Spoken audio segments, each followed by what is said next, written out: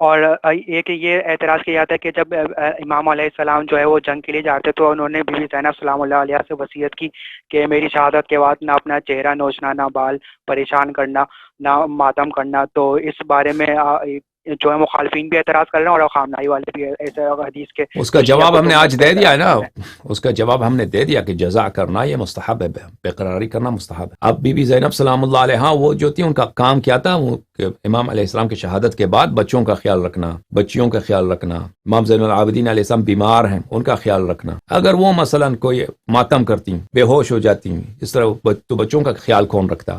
ٹھیک ہے نا، ان کو تسلی دینا کہ اگر وہ بے قرار ہو جائیں، بے قراری میں دم ہی توڑ دیں، اپنی بہن کو تسلی دیا ہے، وہ تو وہ الگ بات، وہ ان کے لیے ہے، وہ شیعوں کے لیے نہیں ہے. وہ اپنی بہن کے لیے اس خاص حالت میں خود کی شہادت کے بعد بہت سخت حالات پیش آنے، ان سخت حالات میں ماتم کرنے کا تو فرصت ہی نہیں ہے. خیمے جل جائیں گے، صحرا میں بچے پیاس سے مر جائیں گے، ان کی جان بچانا، چھوٹے چھوٹے بچیاں ہیں ان کی جان بچانی ہے انہوں نے. ٹھیک ہے نا، اس کے باوجود حضرت زینب سلام اللہ علیہ نے سر مارا ہے، اپنے محمل سے سر مارا ہے، اپنا سر سخون نکالا.